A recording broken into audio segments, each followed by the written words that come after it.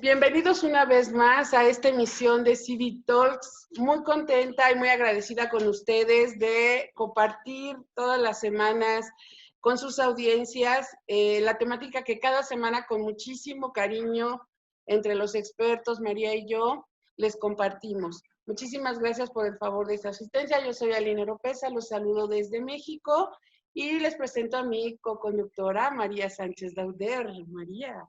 Hola, buenas tardes desde Barcelona, buenos días México, ¿qué tal? ¿Cómo estamos? El día de hoy nos acompaña Sonia Blanco. Sonia, bienvenida. María, preséntanos a Sonia, por favor. Por supuesto. Sonia es licenciada en Psicología, es fundadora del grupo GTA, Grupo de Trabajo de Altas Capacidades. Ha creado muchísimos blogs sobre educación y altas capacidades, el más conocido, Hablando en Confianza. Es la cofundadora del Centro Despierta de Asturias y es una gran especialista en altas capacidades que lleva prácticamente 12-15 años trabajando en este tema y descubriendo miles y miles de cerebros que nos van aportando información constantemente. Sonia, buenas tardes. Hola, muy buenas tardes para todos, buenos días para México, que a veces no sé ni siquiera en qué día vivo yo, pero me cuesta un poquito, pero bueno, me voy a centrar, me voy a centrar. Muy bien, Sonia. Dinos, ¿qué nos platicas el día de hoy? ¿Qué nos compartes el día de hoy, Sonia? Sí, pues a ver, hoy lo que sí me gustaría hablaros es sobre el tema de qué pasa con aquellas personas adultas con altas capacidades, pero que ya sabían que tenían altas capacidades. Es decir, habitualmente, ahora que estamos empezando cada vez más a interesarnos por cómo ha sido el desarrollo o por esas personas adultas que de repente se dan cuenta de que tienen altas capacidades, pero ya una vez que son adultos, sí es verdad que también es importante reflexionar y que conozcamos un poquito si existe realmente algún tipo de diferencia, ¿no?, entre haber conocido con anterioridad que tienes altas capacidades a lo largo de toda tu infancia y si eso ha condicionado en cierta manera o ha podido condicionar parte de tu desarrollo. Entonces esa es la parte que me gustaría tratar hoy, de aquellos adultos que no se han enterado ahora, por decirlo así, sino que ya conocían que tenían altas capacidades porque han sido detectadas a lo largo de su infancia. Muy bien, Sonia. ¿Y tú qué consideras, cuál es el papel que debe tener la familia en el posterior desarrollo de esta persona con altas capacidades? O sea, una vez este niño o niña joven le han detectado las altas capacidades, ¿su familia qué papel juega? ¿Qué influencia puede aportarle o no? O sea, ¿de qué forma puede incidir en este ser humano, la familia? Claro, la familia siempre va a ser un pilar fundamental en nuestra educación. Existan o no existan particularidades que nos definan, ¿no? Es decir, la familia es fundamental, siempre.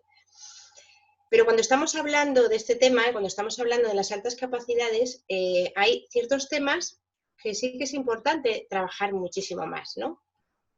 Y para trabajar, lo primero que tenemos que trabajarlo somos nosotros mismos, como personas adultas, cuando estamos educando a ese niño, esa niña con altas capacidades. El papel que tiene la familia en el desarrollo hasta la vida adulta sigue siendo un papel tremendamente importante, porque incluso siendo adultos seguimos necesitando de nuestros padres. Y si nos faltan, cada vez que hay un problema, y eso lo escucho constantemente y no solamente en consulta, ¿no? Es decir, a mí me falta mi madre, pero yo cada vez que tengo un problema, a veces incluso hablo en voz alta porque necesito, como si me estuviera escuchando, ¿no? Pensando que ella me está escuchando o mi padre, dependiendo, ¿no?, qué figura haya sido de referencia más importante para ti. Es importantísimo porque si bien es importante identificar en la infancia de manera temprana, también es muy importante no solo identificar, sino atender, es decir, actuar. La identificación es necesaria, es condición necesaria pero no es suficiente. Entonces aquí lo que nos podemos encontrar es que puede haber habido una serie de buenas actuaciones y otras que a lo mejor no han sido tan buenas. Y eso lo vemos reflejado en qué pasa, cómo es esa persona ya en la vida adulta, entendiendo también de la propia heterogeneidad. Todos somos distintos. No vas a encontrar dos personas con altas capacidades iguales, como no vas a encontrar dos personas iguales en el mundo, ¿no? Ni siquiera los gemelos idénticos tienen el mismo carácter, ¿no? Me estoy refiriendo a esto, me estoy refiriendo al carácter y a la manera de afrontar el mundo. Entonces, el papel de la familia es fundamental, sobre todo a la hora de educar en la empatía, en comprender al otro. Pero no solo en comprender al otro, sino también en ese apoyo para ayudarles a comprenderse a ellos mismos. Es fundamental. Una pregunta, Sonia. A ver, estamos partiendo de la base que estamos hablando de un adulto que se identificó cuando era pequeño. Exacto. O que se... Ah, ok. Sí. Exacto. Entonces estamos hablando exacto, del papel que puede haber tenido la familia y que sigue teniendo la familia en el desarrollo de esa persona, aunque siga siendo adulta, ¿no? Es importantísimo también, depende mucho del grado de exigencia que a veces se tiene. El grado de exigencia, claro, que pueden tener que la familia haya podido tener hacia ti. Porque el hecho de conocer que un hijo o una hija tiene altas capacidades no implica necesariamente que se actúe correctamente en todo momento, ¿no? Puede existir un grado de exigencia a veces excesivamente elevado, el olvidarnos, ¿no? En cierta manera que son niños o que eran niños. Entonces todo eso va a estar repercutiendo siempre en el desarrollo que va a tener esa persona y se va a notar en la vida adulta también. Y aún para ello también es importantísimo el haber eliminado prejuicios, primero de la mente de ese padre, de esa madre, y luego en consecuencia también los prejuicios de la propia persona. Es decir, ese es el papel fundamental que ha podido tener la familia a la hora de ese desarrollo. Yo muchas veces pienso que los niños de altas capacidades, su característica principal es saltarse los límites. Ir a buscarte el límite final para conseguir sus objetivos y que los padres cedan. O sea, esto es una tónica que todos los papás siempre dicen, es que me pone, me lleva al hilo final, a ver si yo lo rompo y se sale con la suya. Entonces, el hecho de no tener una disciplina, una rigidez que después puede desarrollar en ellos ese extremo perfeccionismo, es tan fino el hilo de ir por un lado a ir por otro, o sea, es minimísimo. Cuando las directrices de la familia han sido las correctas, este niño joven ha sido educado de forma adecuada y bien, ¿cuál es el desenlace de este adulto? El desenlace, sobre todo, a veces, por lo menos desde mi experiencia, ¿no? No existe, a lo mejor estoy aventurando demasiado, por lo menos no está en mi conocimiento la existencia de un estudio que ha hecho esa comparativa, ¿no? De cómo se ha desarrollado un adulto que ya conocía que tenía altas capacidades y por contra un poco qué pasa con respecto a un adulto que se acaba de enterar que tiene altas capacidades, ¿no? Que ha estado viviendo en esa ignorancia a lo largo de su vida hasta que llega un punto en el que lo conoce. Por eso yo os voy a hablar desde mi experiencia, entendiendo también las propias limitaciones que tiene, ¿no?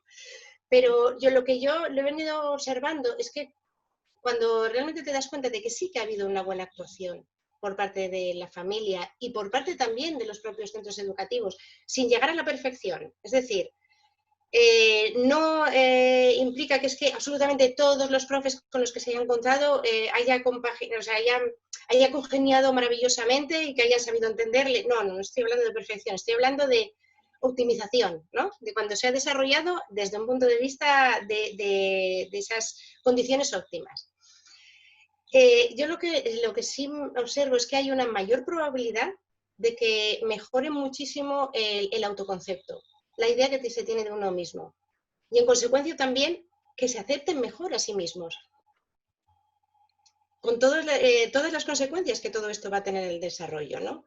Es decir, lleva toda la vida con esa experiencia en la cual ha vivido innumerables situaciones que le han ayudado a seguir creciendo. Situaciones sean de índole positiva o de índole negativa, pero le han ayudado a seguir creciendo y aprendiendo más acerca de sí mismo.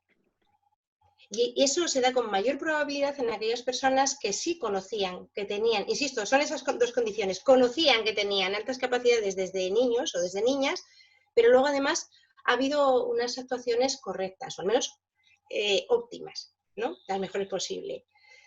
Otra cosa que también hay desde mi observación, ¿no? Que mejora bastante o que hay bastante diferencia es la tolerancia ante la frustración. Sigue existiendo, es decir, hay determinados temas o determinadas características que son inherentes al propio individuo, es decir, forman parte de ti, ¿no? Entonces esa intensidad emocional continúa ahí. Esa necesidad de luchar contra las injusticias y sentir frustración cuando percibes una injusticia y que sientes que no puedes hacer nada, sigue ahí. O la frustración porque tienes en mente que algo te sale de una manera determinada y sin embargo te pones a dar los pasos y no sale lo que tú quieres. Es decir, esa frustración continúa ahí. Pero hay una bastante mejor tolerancia ante esta frustración. Mayor posibilidad de aprender de los errores, de eso se trata. Y de sobreponerse a la propia frustración. El problema que nos podemos encontrar en este tema de intensidad es que incluso cuando se llega a la vida adulta se tienden a abandonar proyectos constantemente. Porque no se tolera, no se soporta esa idea de que lo que te está saliendo no tiene nada que ver con lo que tenías planeado. Entonces es mejor abandonarlo y comenzar otro proyecto con muchísima ilusión y con la expectativa de que ese sí te va a salir bien. El problema es cuando sucede algo que no sale como tú quieres, ¿no? Vale, pues cuando esto se va entrenando a lo largo de toda la vida y se ha hecho de manera correcta, por eso es importantísimo el papel de la familia, pero muchísimo, cuando se llega a la vida adulta, efectivamente se tolera muchísimo mejor. Y otro tema, son fundamentalmente 3 puntos en los que yo he observado que existen grandes diferencias. Son esas, lo que llamamos las crisis existenciales, ¿no? Hay mejores estrategias de afrontamiento.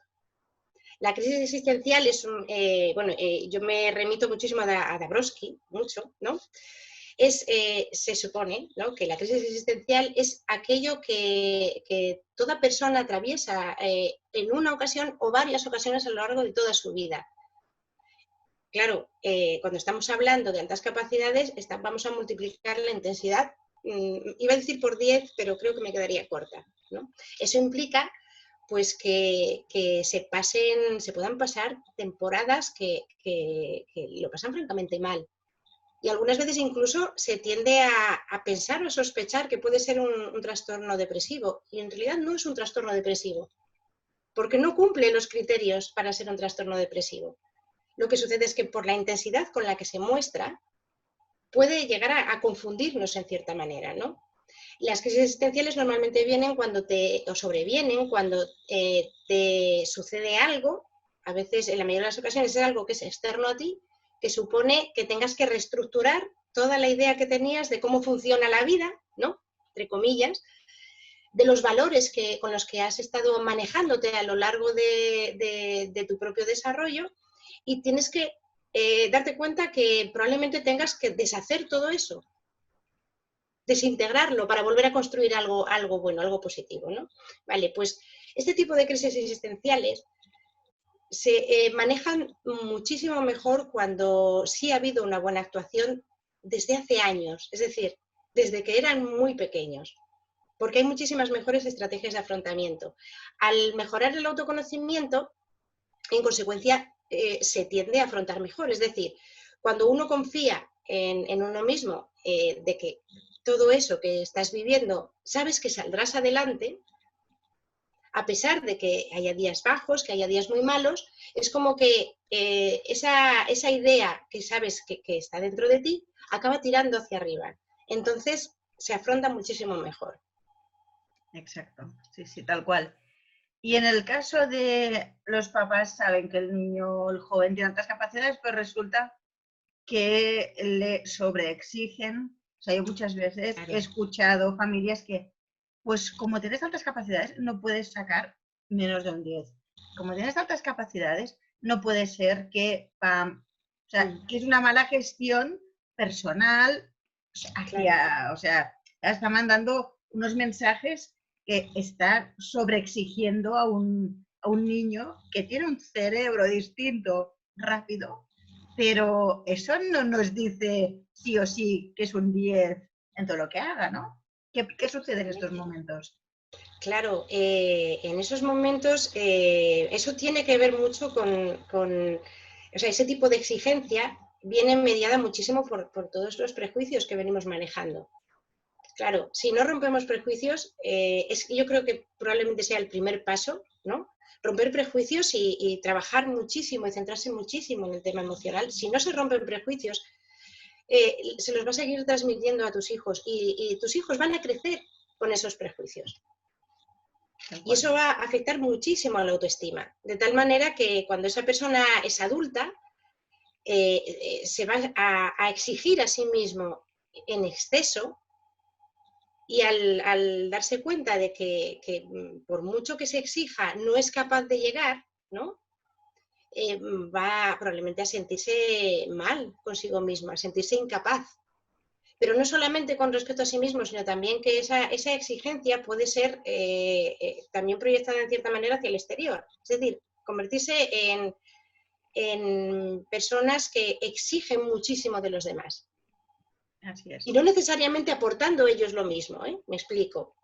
Ahí estamos hablando, en esto estoy hablando cuando no existe una actuación de manera correcta.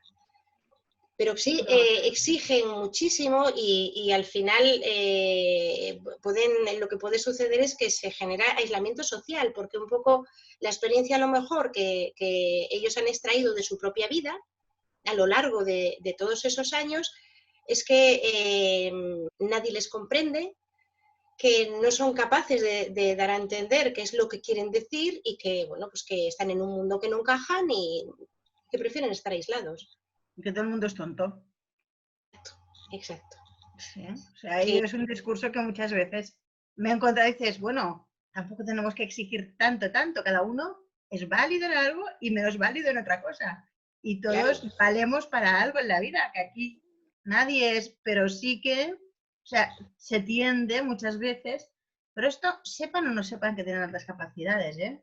Muchas veces, o sea, se genera como esta burbuja en la que sucede esto y te encuentras y después dices, hombre, que no pasa nada, que todos somos humanos, que todos somos frágiles, que no hay ningún problema.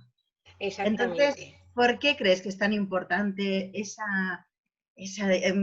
bueno, analizarles, encontrarles, detectarles e identificarles en edades tempranas?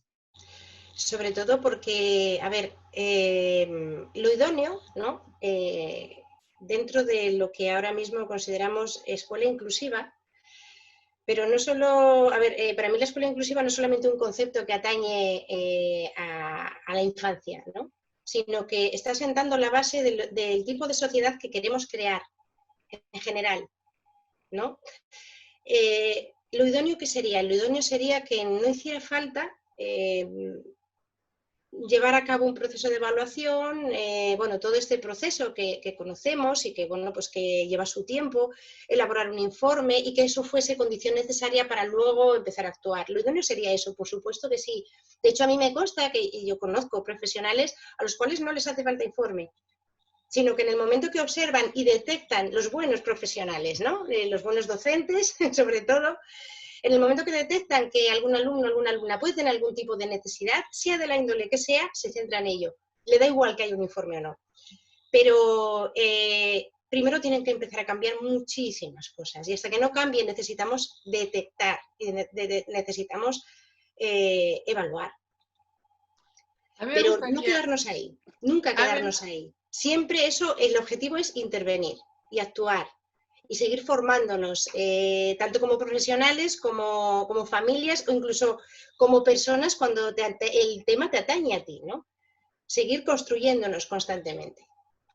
Pero fíjate que, por ejemplo, a mí me gustaría platicar contigo la parte fea, ¿no? Porque los números nos dicen que todos los que fuimos generación X o generación, otras generaciones, pues no estábamos identificados. O sea, es muy reciente que se empiezan a identificar. O sea, este escenario donde el adulto es identificado desde niño y si lleva un buen acompañamiento, porque no es solo la identificación, sino que trabaje, no es una identificación, no es un caso aislado, es un programa de enriquecimiento, es un entrenamiento para la familia, es trabajar junto con la escuela, es sumar todos esos factores. O sea, no es nada más identificar y ahora ya sé que tiene un CI de tanto.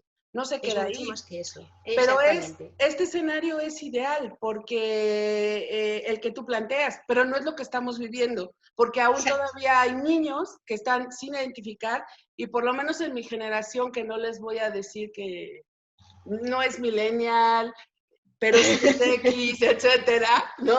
La verdad es que fuimos niños no identificados. Y hay muchos adultos que todavía andamos por el mundo, sobre todo pues más o menos de mi generación, que vamos a identificar, sin identificar y que no sabemos por qué inexplicablemente vamos deprimidos, que era lo que tú decías y que también James T. Webb peleó mucho en los Estados Unidos porque no se atendiera a los niños de altas capacidades y de sobredotación intelectual o gifted, como lo llaman en Estados Unidos, para que no los medicaran y no los atendieran con el manual que decía la FDA para la depresión, porque la depresión es un estado, y tú corrígeme porque tú eres la psicóloga. No te voy a corregir porque hablas maravillosamente bien, Alina, me estás encantando. Mira, es que, fíjate, ese tema me preocupó mucho cuando empecé a ver a mi alrededor muchos niños medicados por TDAH o muchos niños ya identificados, pero medicados para depresión. Cuando leí un artículo del doctor, que en paz descanse, en donde él fue a pararse a la FDA a decirles, paren de tratarlos como si fueran depresivos. Un estado depresivo, y tú que eres psicóloga me lo confirmas, es un estado de depresión, es estacional. Por eso los psiquiatras medican, porque saben que es un momento en un espacio de tiempo de tu vida, pero que vas a salir de eso. Sin embargo, este rasgo, sobre todo lo he visto mucho en adultos, no tengo la información en niños, que es algo permanente, y no entiendes por qué, si no está ocurriendo algo tan grave en tu vida, como para que pases por tantas crisis existenciales, ¿no? Y sientas que veas el lado como más oscuro de la vida, si eres tan feliz, si tienes un empleo, si tienes un esposo, si tienes unos hijos maravillosos, y la gente no te entiende por qué no puedes ver ese lado maravilloso de la vida, ¿no? Coméntame algo más acerca de eso, porque tengo otra pregunta también que ahorita que te escuchaba hablar, para que me hables las consecuencias, sobre todo en el ámbito de desarrollo profesional, pero ahóndame un poquito a ver esto, y si estoy mal, me corrige Sonia, porque a lo mejor estoy equivocada. Coméntame, por favor. No te voy a corregir, en absoluto te voy a corregir, porque de hecho comparto todas y cada una de las palabras que acabas de decir. Las comparto. Mira, de hecho, con respecto al tema del diagnóstico de depresión, a ver, no estoy diciendo que una persona con altas capacidades no pueda llegar a padecer depresión. No, claro. En absoluto. Pero sí es verdad que deberíamos hay ciertos temas que deberíamos de profundizar muchísimo más en ellos y tener un poquito más, manejar un poquito más de conocimiento. Porque cuando a una persona que no tiene depresión se le medica para depresión, y esto también esto lo puedo decir desde mi experiencia profesional, insisto, con las limitaciones que yo tiene, los resultados pueden ser tremendamente perjudiciales.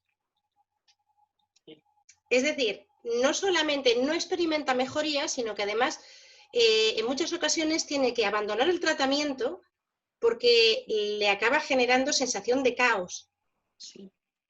Una sensación de caos tremenda, de confusión, de desrealización, es decir, síntomas que realmente parece que sí parecen más síntomas depresivos, ¿no? Pero eso es cuando están tomando la medicación. Entonces el trabajo tiene que ser, la intervención en este caso tiene que ser de otra manera totalmente diferente. ¿Por qué insisto tanto en que es tan importante identificar para actuar y actuar bien? Porque cuando se identifica, o sea, cuando no se identifica, cabe la posibilidad de que hayas tenido unos profesores maravillosos o una familia maravillosa y hayas podido ir poco a poco encauzando tu vida. Pero eso lo dejamos un poco al azar. La familia no tanto, porque la familia es la que tenemos, pero los profes que te van tocando a lo largo de la vida, eso puede resultar un poco azar, ¿no? Pero cuando se identifica y no se interviene bien, yo lo que observo y cada vez más, porque como bien dices, el proceso de evaluación, identificación, es relativamente reciente. Mi experiencia está centrada especialmente en adultos jóvenes, 20 y pocos años. Y estos adultos jóvenes, cuando, a ver, lógicamente los que suelen estar bien, a lo mejor hay una consulta puntual, ¿no? En la que pues a lo mejor necesitan a lo mejor una reafirmación, todos lo necesitamos, ¿no? De lo que ellos piensan, pero como yo les digo, pero si es que es una maravilla, me encanta trabajar contigo porque es que te sientas delante y estás diciendo palabras que supuestamente dices que estoy diciendo yo, pero no te das cuenta que las estás diciendo tú, ¿no? Es decir, porque son personas que tienen suficientes estrategias, pero en ese momento a lo mejor necesitan escuchar una voz externa. Entonces son consultas puntuales, pero cuando no son consultas puntuales y conoces un poco más la historia de estos jóvenes, suele haber un punto común, y es que cuando llegaron a la adolescencia, incluso preadolescencia, cuando entraron en el instituto, aquí en España se entra con 12 años, pues, salvo que hayas nacido al final de año y entras con 11, ¿no? La mayoría de ellos, cuando no ha habido una buena intervención durante la infancia, quieren pasar desapercibidos, que nadie se entere, olvidarse que en algún momento alguien detectó que tenían altas capacidades. Entonces empieza ahí. Y a intentar rendir lo justito para que los demás no se enteren, porque no les resulta en absoluto para nada agradable el hecho de destacar, o que les señalen como el que siempre saca 10 o el que no saca todo 10, pero parece que no está en este mundo, pero se entera de todo, ¿no? Sí. No les gusta destacar, no les gusta ser diferentes y son incapaces de hablar. Me estoy refiriendo sobre todo en sus círculos más íntimos, de contarle a alguien, pues mira, no, lo que pasa es que yo tengo altas capacidades desde la naturalidad, no son capaces. Si no hay una buena actuación, uno no es capaz de hablar de cómo es. Entonces, lógicamente, por eso es tan sumamente importante. Con respecto al tema de las crisis existenciales, a ver, yo animo desde aquí a mis compañeros y compañeras de la profesión de psicología que por favor indaguen muchísimo más en ese tema, se formen mucho más en ese tema, que abran su mente con respecto al tema de cómo es el desarrollo de una persona con altas capacidades más allá del desarrollo del talento. Porque por muy talentoso que sea una persona adulta, si no sabe manejar sus propias emociones, si no ha aprendido a gestionarlo, no confía en sí mismo, con independencia de estos altibajos que va a seguir teniendo, lógicamente, si no encuentra también alguna persona de referencia con quien poder compartir todo lo que siente, todo lo que expresa, ¿no? Sin que sea juzgado, sin que sea señalado con el dedo, ¿no? Si esto no sucede, da igual que tenga una capacidad muy talentosa para algo, porque no va a ser capaz de desarrollarlo. Y esto repercute, lógicamente, también en ámbitos profesionales. No va a ser capaz de llevarlo a cabo porque por mucho talento que tenga para desarrollar esta habilidad concreta, no va a confiar en sí mismo lo suficiente como para realmente llegar a hacerlo tan brillante como su potencial le podría permitir hacerlo. Si no están enfocados a nivel afrontar esa frustración. Exacto, sí. No hay un trabajo emocional hecho y no hay seguridad. O sea, faltan mucho, las patas de la mesa no están. Exacto. Sí, tal cual. Oye, Sonia, y también, mira, por ejemplo, en el ámbito profesional, hay varios de los beneficios que tú nos señalaste. Voy a recapitular un poco. Sí, por favor. Identificar un poco de jóvenes, nos dices, te da resiliencia, Te ayuda a desarrollar tolerancia a la frustración, de manera que eso, la implicación en el ámbito profesional es que concretes los proyectos, porque podemos tener grandes ideas y si no hay estas habilidades afianzadas, no va a llegar a consecuencia profesional, ¿no? Entonces, si tú eres un adulto con altas capacidades y que ves que abres un proyecto y no se cierra o no lo terminas, y luego también hay los que abandonan, o sea, no lo gestionas bien, te asustas y entonces corres, ¿no? Porque es como esa sensación de huida. Y luego, ¿qué me cuentas de esos personajes también ya adultos o jóvenes que lo que hacen es que no se la creen? Hacen las cosas tan bien, pero que tan bien que para ellos, por ejemplo, aquí tenemos un ejemplo de una mujer que en una tarde puede escribir un libro, ¿no? Lo sé. Pero que de repente, pues dice, no me la creo, no es tan brillante lo que estoy haciendo, no Tampoco es es para tanto, claro. Y a ver, platícanos. O sea, a mí muchas veces me ha pasado, realmente me ha pasado muchas veces, que te dicen esto, digo, bueno, ¿qué necesitas eso? Sí, toma. ¿Ya? Sí, ya, tampoco eres.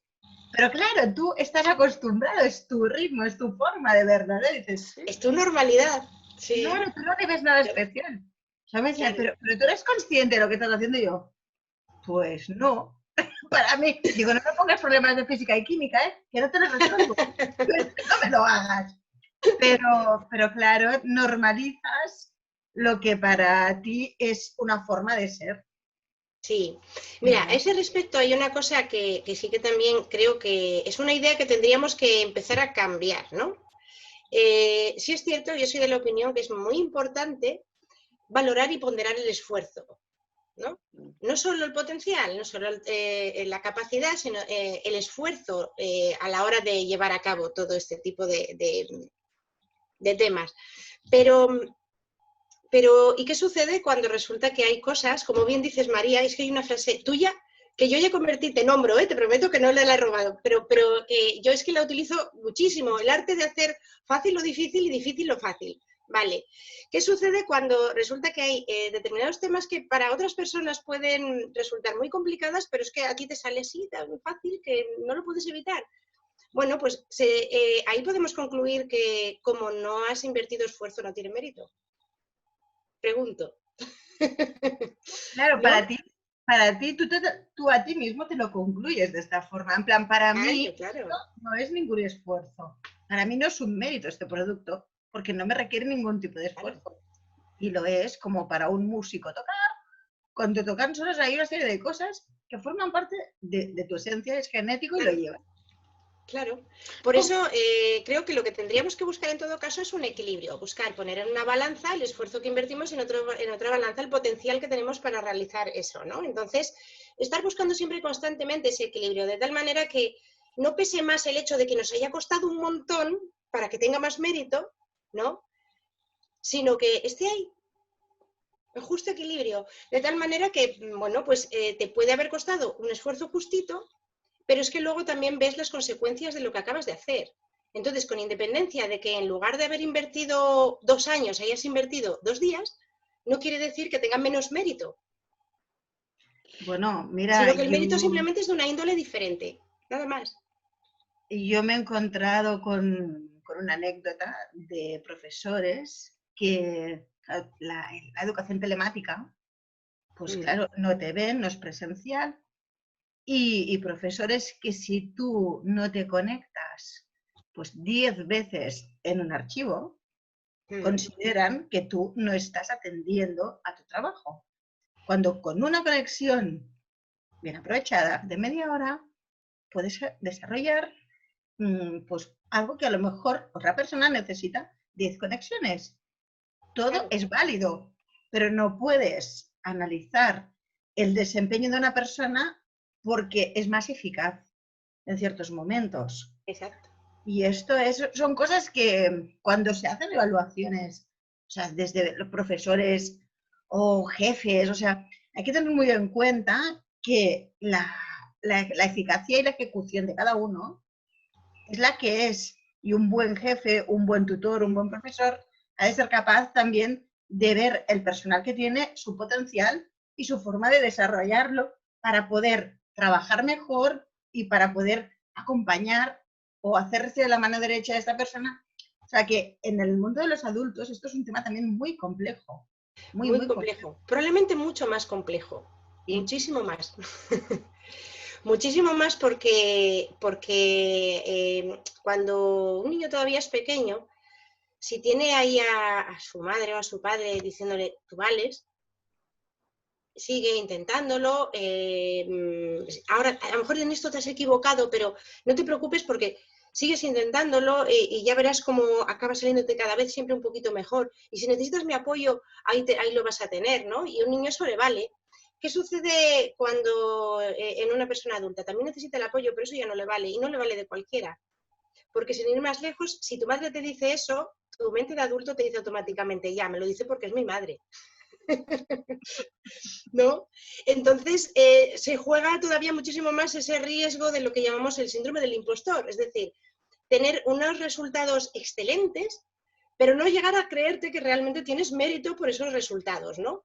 De tener la sensación de que si los demás te están diciendo bravo y aplauden tu actuación, tú siempre te quedas con esa sensación de tampoco ha sido para tanto, creo que los debo estar engañando, o sea, los tengo a todos engañados, porque tampoco es para tanto, ¿no? Oye, Sonia, ¿y qué tendría yo que hacer, por ejemplo, para no aplicarme el síndrome del impostor?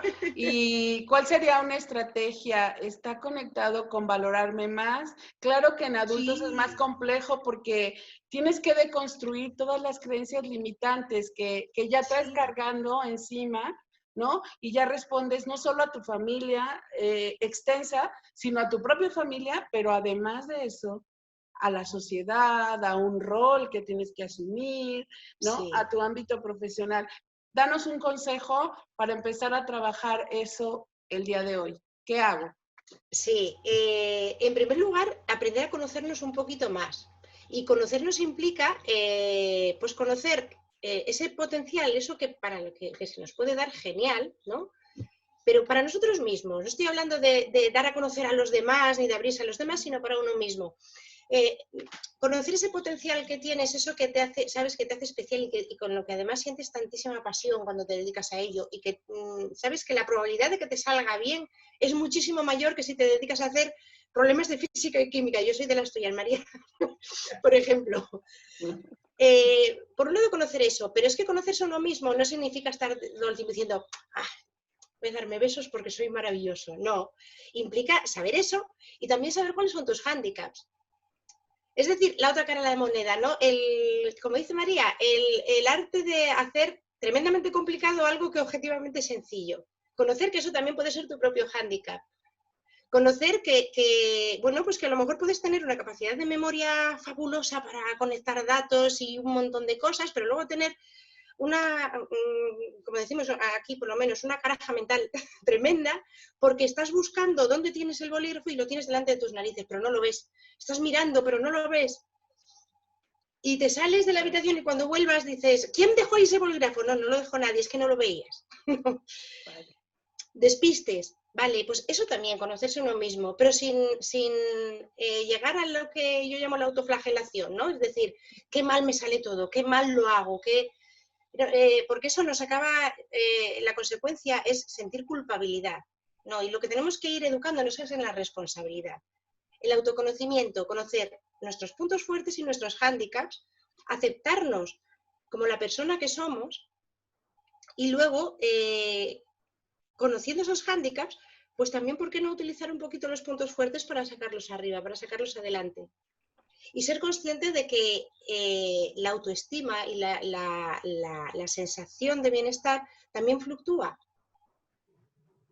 Por eso digo que cuando una persona adulta ha sido identificada desde edades tempranas y además se ha actuado correctamente, todos los agentes sociales han actuado correctamente, o gran parte de los agentes sociales han actuado correctamente, esa persona hay mayor probabilidad que eso lo conozca. Se va a pasar toda su vida trabajando ese autoconocimiento, porque eso lo tenemos que seguir haciendo todos. Sí. Pero aprender a valorarse implica también reconocer los propios hándicaps y los propios errores. Yo sin me río sentir mucho culpabilidad. de mí misma muchas veces porque siempre te quejas que tus hijos están, o sea, que se ponen la camiseta del revés, se ponen los pantalones del revés. Dices, pero hombre.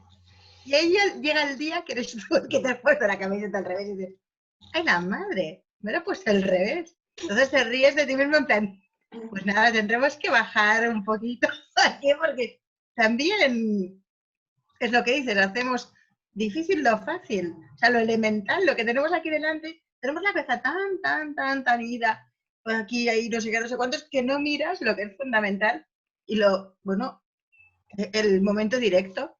Esto es, Exactamente. Viene muy bien también aplicar el sentido del humor, que sabemos que hay ese humor particular, ese humor especial, pues apliquémoslo también muchas veces hacia nosotros mismos. Yo me río de mí misma constantemente. No me gusta reírme de los demás, pero de mí sí, porque lo disfruto. Entonces, que me quiten lo bailado.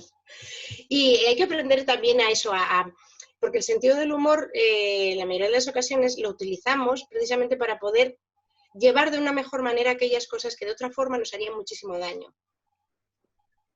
¿No? Es como cuando sucede un evento tremendamente negativo y de repente es que parece que salen un montón de chistes con respecto a eso, de memes. Bueno, ahora son memes. Ya me estoy actualizando con el lenguaje, el lenguaje más moderno. A fuerza, no me queda más remedio. Tengo ahí a mis hijos dándome lecciones.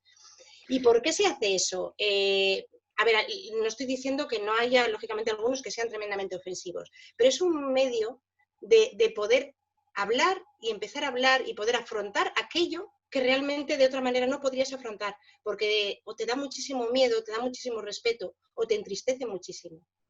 Entonces, el sentido del humor es importantísimo aprender a aplicarlo también sobre nosotros mismos los primeros.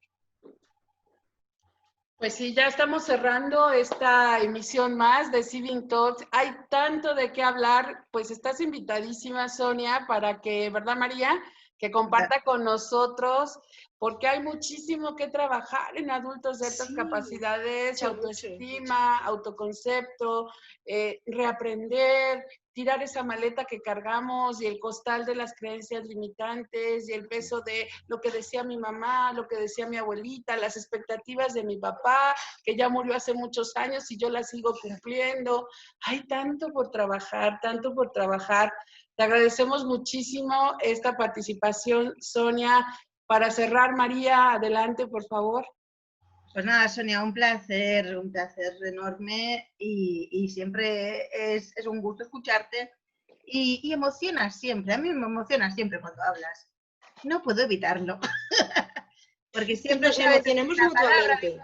en el momento adecuado. Y Sabes sabes que nos emocionamos mutuamente. Tú y yo tenemos mucho peligro cada vez que nos juntamos. No, pero es verdad, o sea, es muy importante la forma que tienes de conectar con la gente, cómo sabes crear este vínculo, entrar y saber, bueno, pues que con lo que dices, para cada uno hay una lectura importante en tus palabras, con lo cual a mí me encanta escucharte, Sonia. Muchísimas ¿Ves? Ya me está emocionando hablando de... Pero es verdad, es así, siempre te lo he dicho. O sea, Muchas gracias. un placer, muchas gracias.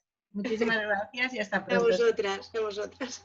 Pues cerramos una emisión más de Civic Talks, que es el espacio donde hablamos de la inteligencia, el talento, las altas capacidades y todo lo que vivimos alrededor de esta comunidad. Sonia, un gran abrazo.